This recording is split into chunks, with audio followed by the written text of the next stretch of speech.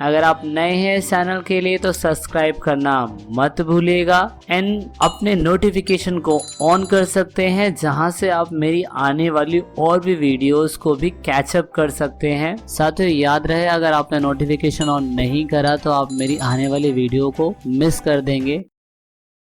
Hey guys, welcome back to our class. This is your Vijay here और बहुत बहुत स्वागत है आपका ई पाठशाला के चैनल में। साथियों, अब हम 9th चैप्टर ख़त्म कर चुके हैं। Now we are moving towards a 10th chapter of history class 11th। Chapter का नाम है डिस्प्लेसिंग इंडिजीनियस पीपल्स, यानी कि मूल निवासियों का विस्थापन। साथियों, इस चैप्टर के अंदर हम बहुत बेसिक टॉपिक के ऊपर हम फोकस करेंगे। इस चैप्टर के अंदर हम देखेंगे कि कैसे वहाँ के जो लोग थे, जो वहाँ की शुरुआत में रहने वाले लोग थे, उनको कैसे विस्थापित कर दिया गया। हमारा पूरा टॉपिक उनके ऊपर होगा। तो ये वीडियो का पहला पार्ट है, तो आप वीडियो को एंड तक देखिएगा। हम इस चैप्टर के अंदर बहुत इंटरेस्टिंग चीज़ों के बारे में जानेंगे, यानी कि हम देखेंगे कि चैप्टर के अंदर इन लोगों को कैसे उन्हीं के स्थान से भगाया गया। तो पूरा फोकस उसी के ऊपर रहेगा चैप्टर में।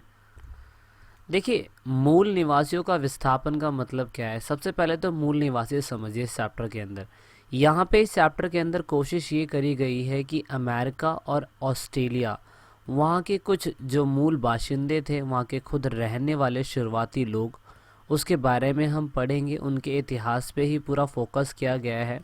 जैसे अभी तक आपने ये पढ़ा कि दक्षिण अमेरिका के अंदर कैसे स्पेन और पुर्तगाली जो थे, उन्होंने आके अपने उपनिवेशवाद क्षेत्र बनाए, यानी कि अपनी कॉलोनीज़ बनाई। जैसे ब्राज़ील के अंदर टूपीनामा लोगों को ख़त्म किया गया। एंड देन उसके बाद हमने पेरू के अंदर देखा, पेरू के अंदर कैसे वहाँ पे उन लोगों ने पूरा इनका कम्युनिटी को कैसे ख़त्म किया, वो भी हमने देखा स्पेन के लोगों ने। हमने ये भी देखा कि कैसे एज़टेक लोगों को कैसे मैक्सिको के अंदर से हटाया गया, हराया गया। हमने अरावाकी लोगों को देखा कि कैसे उनको हटाया। तो ये सब हमने देखा कि पूरे के पूरे हमने उस चैप्टर के अंदर समझने की कोशिश करी थी। अब यहाँ पे ये बताया गया है कि कैसे अब पूरा कोशिश करा गया है कि 18वीं शताब्दी के अंदर जो दक्षिण अमेरिका के कुछ और भी हिस्से में से उनको हटा के, अगर मैं मध्य उत्तरी अमेरिका, दक्षिणी अफ्रीका और इवन ऑस्ट्रेलिया और न्यूजीलैंड, इनके कुछ ऐसे इलाके हैं जहाँ पे यूरोप के लोग, आप यूरोप समझ सकते हैं, यूरोप का वो सारा हिस्सा जहाँ पे पुर्तगाल और स्पेन तो था ही था, अब साथ में यहाँ पे यूरोप का मोस्टली हिस्सा जो ग्रेट ब्रिटेन जिसे आप कहते हैं, ब्रिटेन जिसे आप कहते हैं, वो सारा का सारा हिस्सा यूरोप का ही आता है। अब यूरोप के लोग अप्रवासी बनके अपने दूसरे क्षेत्रों में आने की कोशिश कर रहे हैं, यानी कि पहले दक्षिण अमेरिका के अंदर लोग आए थे जो स्पेन और पुर्तगाल से आए थे। अब नॉर्थ अमेरिका यानी कि उत्तरी अमेरिका के अंदर लोग वहाँ पे जाके बसेंगे। अब यहाँ पे पूरा फोकस ये करा गया है कि इन प्रतिक्रियाओं में वहाँ बहुत से मूल निवासी जो लोग थे, वो दूसरे इलाकों में जाने पर उनको मजबूर कर दिया गया। और इवन यूरोपियन लोग जो ऐसी बस्तियों में आके बसते थे, यानी कि जो नॉर्थ अमेरिका के अंदर जो आके बसे ये लोग, उन्होंने उसको अपना उपनिवेशवाद क्षेत्र बोला, यानी कि अपनी कॉलोनी बोली। और बाद में जब ये लोग स्वतंत्र हो गए तो उसी जगह को इन्होंने स्वतंत्र देश और राज्य का दर्जा देना चालू कर दिया। तो ये पूरा का पूरा फोकस, यानी कि मैं आपको ये बताना चाहूँगा कि जो अमेरिका के अंदर जो लोग अभी रह रहे हैं वहाँ पे, वो असल में अमेरिका के नहीं थे, वो ब्रिटेन से आके बसे थे। और फिर फाइनली उन्होंने वहाँ के लोगों को ही दरकिनार कर दिया और पूरा अमेरिका, यानी कि नॉर्थ अमेरिका जो था, जैसे आप यूनाइटेड स्टेट ऑफ अमेरिका बोलते हैं, वो अपने अंडर में ले लिया था। अब यहाँ पे 19वीं शताब्दी से लेके 20वीं शताब्दी तक इवन वहाँ से ही नहीं बल्कि एशिया के भी कुछ लोग वहाँ पे आके बसे थे। और साथ साथ में हम बोल सकते हैं यूरोप की कंट्री के लोग और एशिया की कंट्री के लोग। आज की डेट में नॉर्थ अमेरिका के अंदर उन लोगों की संख्या ज़्यादा है जो एशिया और यूरोप से आके बसे थे, लेकिन जो बेचारे वहाँ के खुद के मूल निवासी थे, यानी कि इंडिजीनियस पीपल, जो वहाँ के खुद के रहने वाले लोग थे, उनकी संख्या बहुत कम रह गई है। तो वह शहरों से में मुश्किल से ही नज़र आते हैं। और इवन लोग उन्हें भूल तक गए हैं कि हाँ, ये सही मायने में यही लोग जो है थे पहले यहाँ पे रहा करते थे और कभी देश का अधिकतर जो हिस्सा था उन्हीं के हिस्सों में था और वही कब्जा के रखते थे। और इवन पूरे के पूरे नॉर्थ अमेरिका के अंदर इतने सारी जगह हैं जो संयुक्त राज्य अमेरिका की है, उसमें नदियों के नाम, शहरों के नाम, देशी जितने भी नाम थे वो सारे के सारे नाम उन्हीं लोगों के द्वारा दिए गए थे जो कभी मूल निवासी वहाँ पे रहते थे। तो ये सच एन एग्जाम्पल दे रखा है इन लोगों ने। ये सारे वो नाम हैं जो क्या कहते हैं उस टाइम पे यूज़ करे गए थे, लेकिन आज भी प्रेजेंट टाइम पे ये नाम इस्तेमाल किए जाते हैं। तो लोगों ने इतिहास भूलना तो चालू कर दिया कि वहाँ के मूल निवासियों को भूलना चालू कर दिया, लेकिन यहाँ पे ऐसा देखा गया कि 20वीं शताब्दी की शुरुआत में, यानी कि बोल सकता हूँ कि उस टाइम पे अमेरिका और ऑस्ट्रेलिया के इतिहास के पाठ्य पुस्तक को दोबारा से बताने की कोशिश करी गई और उन्होंने किसी तरह यूरोप वासियों ने उत्तरी और दक्षिणी अमेरिका में क्या कहते हैं ऑस्ट्रेलिया की खोज के बारे में भी बताया उन लोगों ने। और ये कोशिश करी गई कि उनमें से यहाँ के जो मूल बाशिंदे थे, मतलब जो वहाँ के रहने वाले जो लोग थे, उन्होंने कभी भी क्या कहते हैं उन लोगों का जिक्र नहीं करा अपनी किताबों के अंदर। यानी कि अमेरिका और ऑस्ट्रेलिया कभी भी अपनी किताबों के अंदर बताने की कोशिश नहीं करती कि हम लोग दूसरे प्लेसेस से आके बसे हैं और हमने ऑस्ट्रेलिया को खोजा है, मतलब ये सब नहीं बताया जाता था। सिवाय इसके बस वो बताने की कोशिश ये करते थे कि हमेशा ऑस्ट्रेलिया और नॉर्थ अमेरिका के जो मूल बाशिंदे वहाँ पे रहते थे वो हमेशा यूरोपियन के ख़िलाफ़ रहते थे, उनसे मतलब उनका रवैया उनका ठीक नहीं रहता, जबकि ये सच नहीं था। तो हुआ क्या, इन चीज़ों को दरकिनार करके भी 1840 के अंदर वहाँ पे अमेरिका के कुछ मानव वैज्ञानिक थे, उनके नाम तो बहुत सारे हैं जो किताबों के अंदर भी आएंगे। उन लोगों ने अध्ययन करना चालू करा और डिफरेंट लोगों के इंटरव्यूज़ लिए, उन पे किताबें लिखी, उनसे कहानियाँ पूछी। तो इवन 1960 के दशक तक ये कहा गया कि इन मूल निवासियों ने अपने इतिहास को लिखने और बयान करने की कोशिश करी और बताया कि स्टार्टिंग समय में उनका इतिहास कैसे रहा करता होगा। तो इसीलिए मैं बोल सकता हूँ कि आज प्रेजेंट टाइम पे आज संयुक्त राज्य अमेरिका के अंदर एक नया अमेरिकन इंडियंस राष्ट्रीय संग्रहालय है जो खुद अमेरिकन इंडियन के देख रेख में रखा गया है।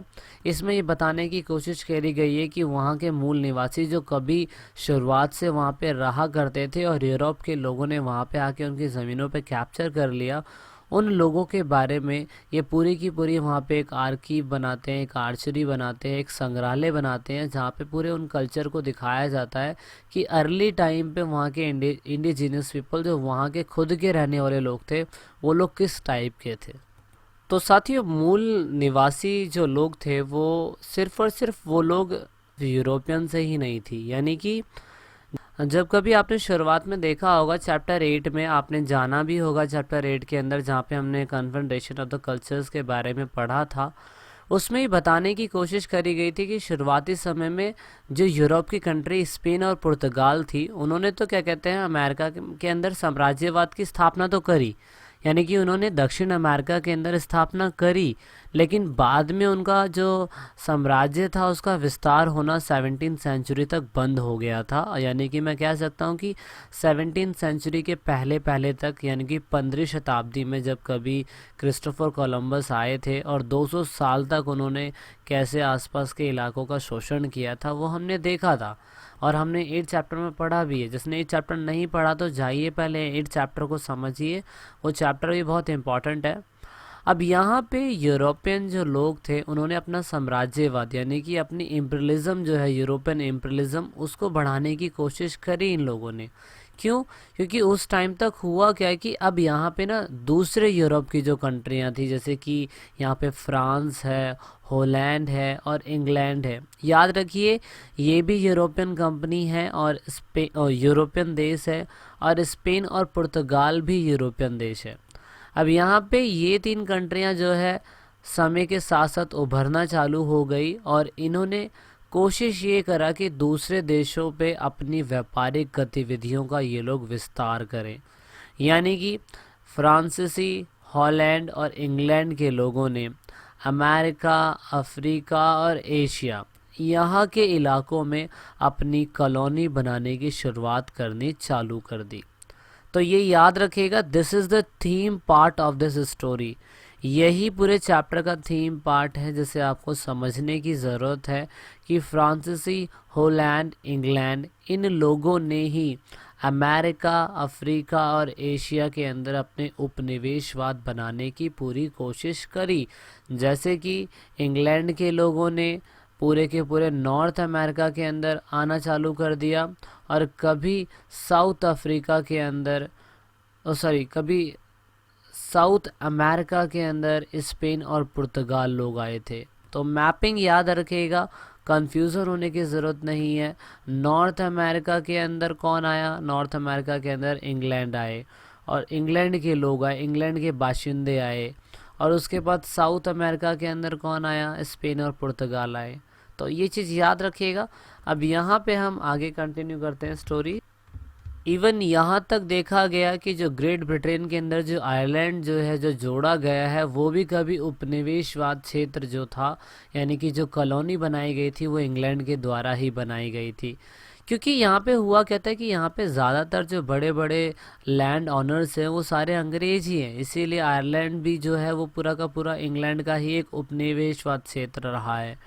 तो यहाँ पे मैं ये बोल सकता हूँ कि 18वीं शताब्दी में साफ साफ ये देखा गया कि अगर ये जो इंग्लैंड है, फ्रांस है, हॉलैंड है, अगर ये उपनिवेशवाद क्षेत्र बना रही है तो उनका मेन मकसद है कि अपने नियंत्रण की स्थापना करना या उनसे मुनाफा कमाया जा सके, उन जगहों से मुनाफा कमाया जा सके। ये जैसा कि मैं आपके इंडिया के बारे में जिक्र करना चाहूँगा, इंडिया में जो दक्षिण एशिया के अंदर आता है, वहाँ पे क्या किया गया? ब्रिटिश ईस्ट इंडिया कंपनी, जिसे आप बोलते हैं व्यापारिक कंपनी, उन्होंने क्या किया? उन्होंने अपना वहाँ पे देश के अंदर सत्ता का जो राजनीतिक स्वरूप था, उन्होंने उसकी स्थापना कर दी।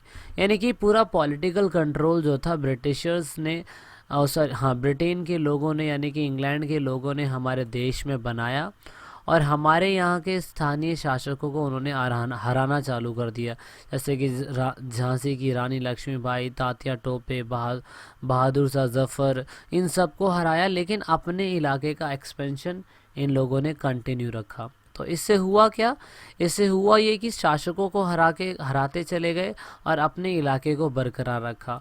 और यहाँ पे फिर इन्होंने इतना हमारे देश से इतना बहुत कुछ लूट के लेके चले गए ये लोग, और लेकिन इन्होंने वही पुरानी व्यवस्था को बरकरार रखा। अब देखिए, ये यूरोपियन कंपनियां क्या कर रही है? अपने साम्राज्यवाद को बढ़ा रही है। इससे वो कर वसूलते थे, और बाद में फिर इन्होंने हमारे ही देश के अंदर, मतलब इन्होंने क्या करा कि अपने व्यापार को और अच्छा बनाने के लिए हमारे यहाँ की लकड़ियों का इस्तेमाल करा, फिर रेलवे का निर्माण करवाया, मसाले इन लोगों ने हमारे यहाँ से खाए, हमारे यहाँ खादानों को खुदवाया गया, बड़े बड़े बागान की स्थापना करी गई, हमारे यहाँ से कॉटन लेके जाते थे, हमारे यहाँ से लक्कड़ लेके जाते थे, कोयला लेके जाते थे, मतलब बहुत सारी चीज़ें जो थी ये लोग यहाँ से लेके जाना चालू कर दिया था। तो आप बोल सकते हैं यहाँ की, लेकिन हम लोग इंडियंस लोग जो थे, हमारा विस्थापन तो ये लोग कर नहीं पाए, हमने इन्हें भगा दिया। लेकिन यहाँ पे जो बताया जा रहा है कि कैसे इन लोगों ने साम्राज्यवाद बढ़ाने की कोशिश करी, तो ऐसा इन लोगों ने वहाँ पे अपने, जहाँ पे अभी प्रेजेंट टाइम पे नॉर्थ अमेरिका के अंदर जो मूल बाशिंदे थे, उनको ये लोग भगाने में कामयाब रहे। अब यहाँ पे दक्षिणी अफ्रीका को छोड़कर, यानी कि जो थोड़ा सा नीचे का अफ्रीका का इलाका अगर हम देखें, उस इलाके को छोड़कर ये जो यूरोपियन कंपनी थी, उन्होंने काफ़ी हद तक सारी कोस्टल एरियाज़ को, समुद्री तटों पे अपना व्यापार कायम करने की कोशिश करी। देखिए, होता सिर्फ इसलिए था क्योंकि इनको सामान ले जाना पड़ता था। अब यहाँ पे मान लीजिए कि ब्रिटेन है, ब्रिटेन से इंग्लैंड की तरफ आना है, और ब्रिटेन है, ब्रिटेन से भारत की तरफ आना है, तो बीच में एक लाइन होनी चाहिए। इसलिए यहाँ पे अफ्रीका के मोस्टली कोस्टल इलाकों पे ये लोग अटैक्स करते थे। और ये तो 19वीं सेंचुरी के बाद तक जाके इन लोगों ने थोड़े अंदरूनी इलाके के अंदर घुसने की थोड़ी कोशिश करी, जब इनके पास पॉलिटिकल कंट्रोल थोड़ा बहुत बन गया था। इसके बाद कुछ यूरोपियन जो मुल्कों के बीच अपने उपनिवेशवाद के रूप में अफ्रीका का बंटवारा का समझौता हुआ, कि मतलब यूरोपियन कंपनीज के यूरोपियन देशों के बीच में कि कौन सा क्षेत्र किसके पास होगा, कौन सा क्षेत्र किसके पास होगा। तो इसके ऊपर देखिए क्वेश्चंस बहुत सारे बनते हैं। आप इन चैप्टर्स को समझिए, बहुत बेसिक है इन चैप्टर्स को समझना, इन पार्ट्स को समझना। देखिए सबसे इम्पोर्टेंट पार्ट है सेटलर्स। सेटलर्स होता क्या है, सेटलर होते क्या है सेटलर। देखिए सेटलर वर्ड जो है ना पूरी तरीके से इंडिजिनस पीपल का अपोजिट है। जैसे कि इंडिजिनस पीपल जो होते हैं वहाँ के खुद के मूल निवासी होते हैं, जो वहीं पे बसने वाले लोग और वहीं के रहने वाले लोग होते हैं। सेटलर वो लोग होते हैं जो एक स्थान को छोड़ के दूसरे स्थान पे आके बसते हैं, वहाँ पे अपनी कॉलोनी बनाते हैं। यानी कि मैं एग्जांपल लूँ, एक छोटा सा एग्जांपल ये है सेटलर, जैसे कि हम यहाँ भारत के अंदर जब अंग्रेज लोग हमारे पास आए थे तो हम लोग थे उनके लिए इंडिजीनियस पीपल, यानी कि हम वहाँ के मूल निवासी थे। और उसके बाद हम ब्रिटेन के लोगों को, जो ब्रिटिशर हमारे देश में शासन करने आए थे, हम उन्हें सेटलर बोल सकते थे। तो आई होप आपको समझ में आ रहा होगा। तो सेटलर अलग अलग लोगों के लिए अलग अलग तरीके से इस्तेमाल किया गया। जैसे कि दक्षिण अफ्रीका, यानी कि दक्षिण अफ्रीका को किसने छोड़ दिया था, यूरोप के लोगों ने छोड़ दिया था। लेकिन दक्षिण अफ्रीका को किसने कब्जा लिया, डच के लोग। तो डच के लोग कौन हुए, सेटलर हुए। दक्षिण अफ्रीका के वहाँ के लोग कौन हुए, मूल निवासी हुए। और इवन आयरलैंड, उसके बाद न्यूजीलैंड एंड ऑस्ट्रेलिया, इन तीनों को किसने हराया, ब्रिटिश के लोगों ने। वहाँ पे कब्जा किसने करा, ब्रिटिश के लोगों ने। यानी कि ब्रिटिशर्स कौन थे, सेटलर्स थे। और अमेरिका में कौन आया, यानी कि नॉर्थ अमेरिका में कौन आया, यूरोप के लोग। तो यूरोप वाले कौन हुए, सेटलर्स हुए। अमेरिकन यानी कि वहाँ के मूल निवासी जिन्हें बोलते हैं, वो हो गए वहाँ के मूल निवासी, जो वहाँ के रहने वाले लोग थे। तो इन उपनिवेश को, मतलब जो कॉलोनी बनाते थे, उनकी मोस्टली भाषा जो होती थी वो अंग्रेजी होती थी। क्यों, क्योंकि ज़्यादातर डच के लोगों ने, ब्रिटेन के लोगों ने और यूरोप के लोगों ने ही ज़्यादातर क्या कहते हैं कब्जाने की कोशिश करी इलाकों को। तो और बाकी कनाडा को छोड़ के, क्योंकि कनाडा के अंदर फ्रांसीसी भाषा जो थी एक राज्य भाषा है और वही बोली जाती है, इसीलिए। तो गाइस, क्योंकि हमारा जो चैप्टर है वो पूरा का पूरा मूल निवासियों का विस्थापन से लेके है, और यहाँ पे यूरोपियन लोग जो थे सबसे पहले दक्षिण अमेरिका के अंदर आए थे, और उसके बाद वो फिर उत्तरी अमेरिका के इलाकों में गए थे। उत्तरी अमेरिका के इलाकों में इंग्लैंड, हॉलैंड और फ्रांस 3 कंट्रियाँ थी, जिसमें से इंग्लैंड के लोग सबसे पहले उत्तरी अमेरिका के अंदर आए थे। तो बस थोड़ा सा ब्रीफली डिस्क्रिप्शन दे रखा है उत्तरी अमेरिका का। जैसे कि उत्तरी अमेरिका पूरा का पूरा कर्क रेखा तक फैला हुआ है, और यहाँ पे वो नॉर्थ पोल से है, और यहाँ पे प्रशांत महासागर और अटलांटिक महासागर से घिरा हुआ है। इवन वहाँ पे थोड़ी सी पथरीली जो पहाड़ियाँ हैं वो है। पश्चिम के अंदर, यानी कि पश्चिम के अंदर एरिज़ोना है, और नेवेडा जो मरुभूमि है वो है। और थोड़ा सा और पश्चिम में क्या कहते हैं, यहाँ पे सिएरा नेवेडा है। एंड देन पूरब की बात करें तो पूरा का पूरा मैदानी इलाका है, झीलें हैं, मिसिसिपी है, ओरैया है, अपलीचियो पर्वत है, ये है। दक्षिण की बात करें तो ये मैक्सिको यहाँ पे है कंट्री। एंड देन कनाडा, यानी कि उत्तर की बात करें तो वहाँ पे 40% जो है इलाका जंगलों से ढका हुआ है। तो ये थोड़ा सा ब्रीफली डिस्क्रिप्शन दे रखा है कि उत्तरी अमेरिका का इलाका कैसे होगा, जो आपको पिक्चर के इमेज के सहायता से आपको दिखाई भी दे रहा होगा पूरा का पूरा डिस्क्रिप्शन। दूसरा यहाँ पे बताया गया है कि वहाँ पे उद्योग धंधे जो थे वो 200 साल पहले से यूरोप के लोगों ने स्थापना तो कर दी थी, क्योंकि वहाँ पे यूरोप के लोग, अफ्रीका के लोग, चीन के लोग, काफ़ी लोग वहाँ पे आए थे। लेकिन उन लोगों ने सिर्फ खनन, उद्योग और बड़े पैमाने पर खेतियाँ चालू कर दी होगी। लेकिन शुरुआती समय में इतिहासकर्ता और मानव वैज्ञानिक ये बताते हैं कि यूरोप वासियों की जानकारी से पहले भी वहाँ पे हज़ारों साल पहले से ही उत्तरी अमेरिका के अंदर वहाँ के मूल निवासी रहा करते थे, जो उनकी ज़मीनों पे ये लोग कब्जा के आज की डेट में राज कर रहे हैं। हम लोगों ने मूल निवासी के बारे में पढ़ तो लिया है कि वो किस इलाके के अंदर रहते थे, लेकिन जिस मूल निवासियों को यूरोप के लोगों ने कब्जाया था कभी, वहाँ पे उन मूल निवासियों को बोला क्या जाता है। देखिए, मूल निवासी का मतलब है मूल बाशिंदे, यानी कि नेटिव्स लोग। Native you can call indigenous people also.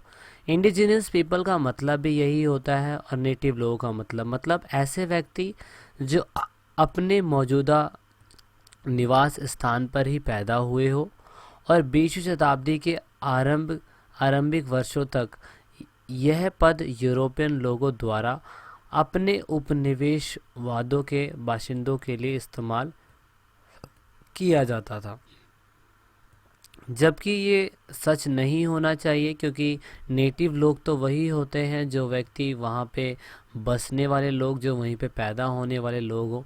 यानी कि देखिए, इंडिजिनस पीपल और नेटिव पीपल में सिर्फ ये कंपैरिजन किया जा सकता है कि यूरोपियन लोग जो कभी शुरुआत में आके बसे होंगे वो लोग तो कभी भी इंडिजिनस पीपल या नेटिव पीपल नहीं कहलाएंगे। हाँ, लेकिन उनके आने के बाद उनके जो बच्चे होंगे शायद से वो लोग नेटिव या इंडिजिनस पीपल कहलाए जा सकते हैं। तो मूल बाशिंदे असल में थे कौन?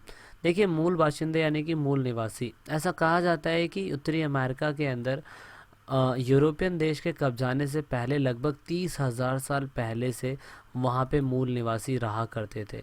अब क्योंकि यहाँ पे 30,000 साल पहले तो इतनी पुरानी हिस्ट्री है, तो ऐसा कहा जाता है कि वो लोग एशिया के रास्ते से कभी आए थे, यहाँ पे जो भूमि सेतु था वहाँ से आए थे। तो अब ये क्या प्रूफ है क्या प्रूफ नहीं है, लेकिन अब ऐसा कहा जाता है कि लगभग उस समय हिमयुग जो था, पूरा का पूरा इलाका ठंडा पड़ा हुआ इलाका था, लेकिन 10,000 साल के बाद जब बर्फ़ गलनी चालू हुई तो फाइनली 10,000 साल के बाद उन लोगों ने 5,000 साल के बाद अपनी जनसंख्या जो थी, जलवायु में थोड़ा बहुत परिवर्तन आया और थोड़ा बहुत स्थिरता आई और उसके बाद जाके इनकी जनसंख्या बढ़नी चालू हो गई। तो मैं कह सकता हूँ, खाने के लिए, जीने के लिए पानी चाहिए, खाना चाहिए, तो उसकी तलाश में ये लोग क्या कहते हैं, अपने स्थानों को माइग्रेट करते थे। लेकिन सही मायने में यही लोग जो थे, जो पिक्चर में आपको दिखाई दे रहे हैं, यही लोग वहाँ के मूल बाशिंदे यानी कि नेटिव्स पीपल यही थे वहाँ पे,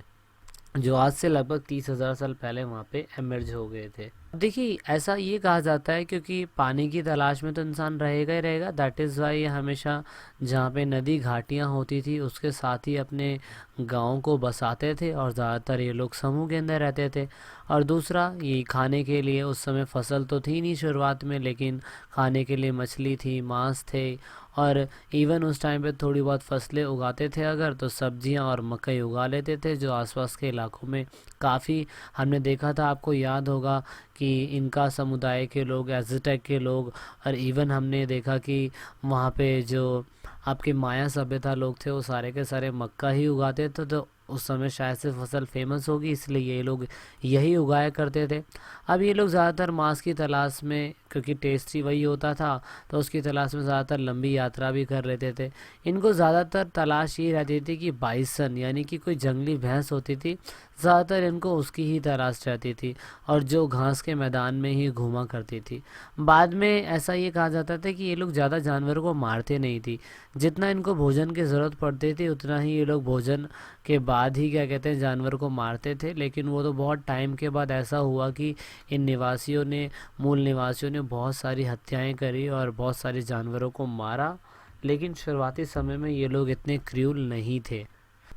अब ऐसा ये कहा जाता है कि जब मूल निवासी वहाँ के बाशिंदे थे और वहाँ के रहने वाले लोग थे, तो क्या उन्होंने कभी खेती करने की नहीं सोची होगी? तो सही मायने में यही आंसर है कि हाँ, सही मायने में यही है कि कभी भी, जैसे कि यायावर साम्राज्य के लोग थे, कभी भी क्या कहते हैं खेती करने की नहीं सोचते थे, एक स्थान से दूसरे स्थान माइग्रेट होते रहते थे। तो ये लोग भी सेम ऐसे ही थे, बस अपनी आवश्यकता के अनुसार जो चीज़ों को थे वो उसको उत्पादन करते थे। ऐसा नहीं था जैसे कि एज़टेक साम्राज्य था, इनका कम्युनिटी थी, वो अपने साम्राज्य को बढ़ाते थे और अच्छा इस्टेब्लिश करते थे। लेकिन ये लोग दक्षिण अमेरिका के लोगों की तरह नहीं थे कि अपने साम्राज्य का विकास करना, अपने साम्राज्य को बढ़ाना, ऐसा नहीं था। हाँ, ये था कि कभी कभार इलाके के अंदर ये जो कबीले रहते थे, उन कबीलों के बीच में कभी कभार झगड़ा तो हो जाया करता था, लेकिन झगड़ा होने के बाद यहाँ पे ये तय रहता था कि भाई कुछ भी प्रॉब्लम हो, लेकिन कभी ज़मीनों को लेके और अपने साम्राज्य को बढ़ाने से रिलेटेड कुछ इनका ऐसा नहीं था। ये कभी ये नहीं सोचते थे कि भाई ज़मीन पर अपनी ही मिल्कियत होनी चाहिए, या ऐसा कुछ इन्होंने कभी ज़रूर महसूस ही नहीं करा। बस ये पूरी कोशिश करते थे कि जो उनको मिलने वाले भोजन होते थे उन पे ही आश्रित रहना और उन पे ही संतुष्ट रहना। जब कभी किसी कबीले के बीच में लड़ाई हो जाती थी, तो ये आपको दिखाई भी दे रहा होगा, रंगीन सिपाहियों के को आसपास क्या कहते हैं सिलकर क्या कहते हैं इनमें एक बेल्ट बनाई जाती थी, और जब दोनों कबीलों के बीच समझौता होता था तो ये कबीले क्या कहते हैं इस बेल्ट को आपस में शेयर करते थे। तो ऐसा कुछ सिस्टम बनाया गया था, तो ये बहुत अच्छा तरीका था। उनकी परंपरा की एक महत्वपूर्ण विशेषता ये थी कि ये लोग ज़्यादा औपचारिक संबंध बनाते थे और उसके बाद दोस्ती कायम रखने की पूरी कोशिश करते थे। जैसे कि एज़टेक साम्राज्य के लोग थे और हमने अरावाकी लोग पढ़े थे, वो मतलब सेम टू सेम उनकी लोगों की तरह ही समझ सकते हैं, क्योंकि वो लोग भी भोजन पे ही निर्भर रहते थे और वो ज़्यादातर मछली और यही मारते थे। भैंस तो उनके पास थी नहीं उस समय पे, लेकिन फिर भी जो उनको मिलता था, और ये लोग भी ऐसे फ्रेंडली थे। और उसके बाद उपहारों का आदान प्रदान करना भी इनके बीच में ज़्यादा अच्छा होता था। चीज़ें उन्हें ख़रीदने की बजाय उपहार के तौर में काफ़ी हासिल हो जाया करती थी।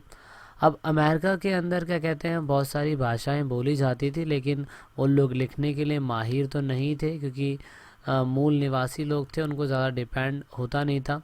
अब इसलिए क्योंकि उन्होंने अनेक भाषाएं बोलते थे, कभी लिखते नहीं थे, तो उनका यही मानना था कि भाई जो कबीले हैं ना, अगर उनकी नॉलेज शेयर करनी है या इतिहास में उनका ब्यौरा देना है, तो वो सोचते थे कि बस पीढ़ी दर पीढ़ी ये चलता आएगा और मैं अपने बेटे को बताऊंगा, मेरा बेटा अपने बेटे को बताएगा, तो ये सब ऐसा चलता रहता था।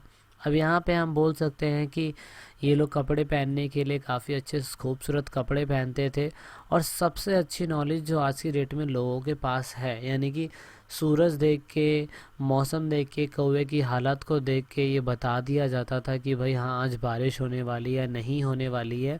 तो ऐसे ही वहाँ के मूल बासिंदे जो थे, नेटिव्स पीपल जो थे उत्तरी अमेरिका के, वो लोग धरती को पढ़ सकते थे, यानी कि उन पे एक टैलेंट था जो, क्योंकि ये लोग प्राकृतिक से बिल्कुल टच में थे, तो ये धरती को पढ़ सकते थे, और ये उस धरती को देखकर ही वहाँ की जलवायु और वहाँ की दशाएं बता सकते थे कि वहाँ कब बारिश होएगी या वो मिट्टी कैसे है।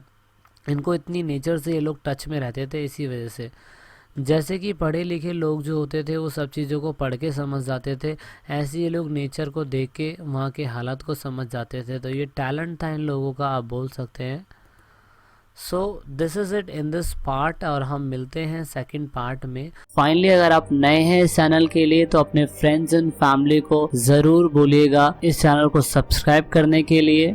सबसे इम्पोर्टेंट बात, अगर आपको ये वीडियो पसंद आई है तो लाइक करना मत भूलिएगा, कमेंट करिए, और अपने फ्रेंड्स एंड फैमिलीज को भी इस चैनल के सपोर्ट के लिए और नॉलेज के लिए बताते रहिए। So guys take care, thanks for watching my video, bye bye.